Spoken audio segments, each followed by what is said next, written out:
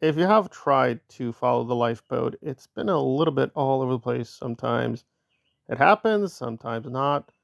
The production of videos as well as the lives are a little erratic, and a lot of people are asking what is happening with him. And apparently, Tommy recently finally let people know he did share this news earlier, but now he's making it more emphatic that he is suffering from the early signs of dementia and is working on his diet and trying to do the best he can with the disease.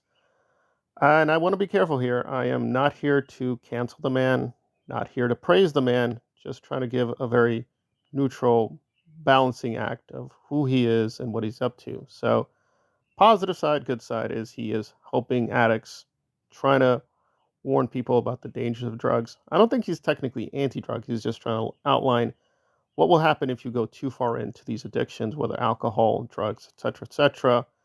Okay, seems legit, seems fine. Obviously, he's on YouTube, he's trying to make money, he's selling products, so on and so forth. So, what is the bad side, and why should we not run to his aid and say, "Oh, Tommy, oh my God, Tommy, what can we do to help you?" Well, Tommy does have a dark side. He has admitted to several of these things, that he has a criminal record.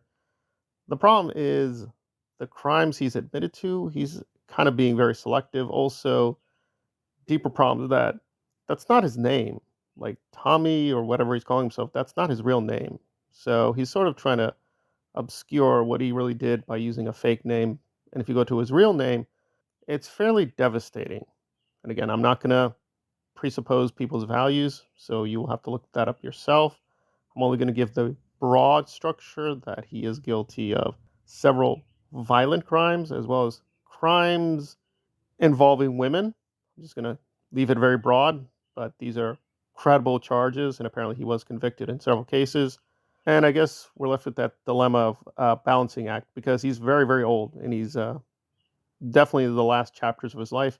Again, I'm not doing a preemptive RIP. I'm not wishing ill on the man. I'm just stating the facts that he and his brother are very, very aged and they have a very twisted record. I'm going to concentrate on Tommy since I don't know his brother too well.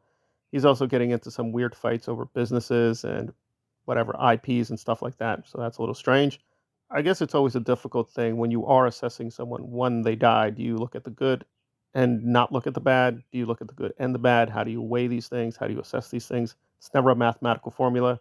I've studied morality, ethics, and philosophies on these things for decades. I don't think we're any closer to deciding what is the best system or the best theories. We just have different intuitions. So I would say I do think he's been sincere in trying to help people. I don't see anything nefarious in how he is approaching things, but he's not technically qualified, right? He's not really a trained expert on these things. He's not Lindsay, who is certified. So please subscribe to her channel and please help her out. So that is someone who really knows the material. And there was an interesting conversation about the same subject about addiction and how to deal with it, how to define it, and how to move on from it. So a lot of question marks. Now, I'm not trying to be negative, but I do think the crimes in question to me are pretty horrifying. So I'm gonna have to warn people. Hate to be brutal, but when he dies, I'm gonna not shortchange the good. But I will say, for me, it's like seems like a nice, sincere person.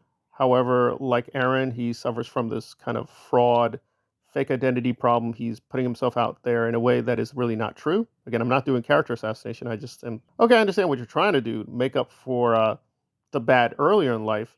Beyond a certain point, the damage is very severe. So you're like, well, you can do a lot to repair the damage, but the damage is pretty severe. So what can you really do? So I guess my very brutal assessment is he's done some good things to make up for the bad, but I guess I have to say it like barely good person.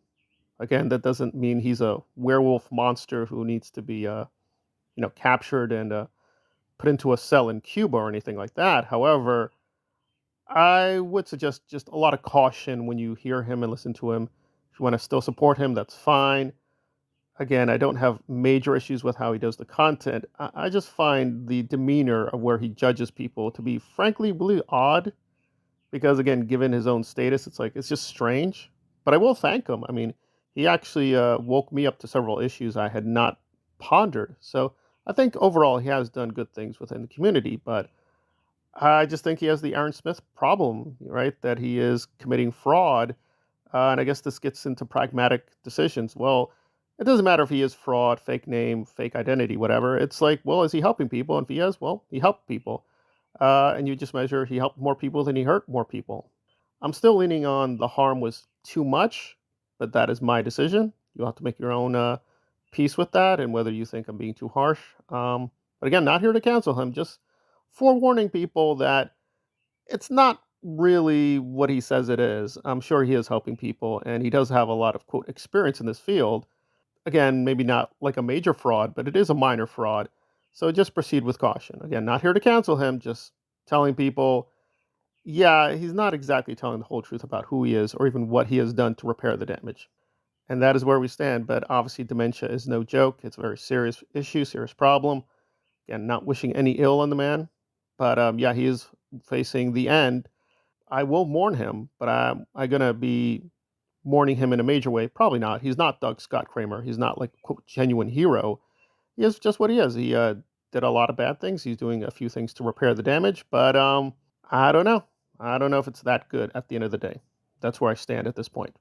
I could correct myself and amend what I'm saying here, but at this point, I'm like, yep, he's facing the end.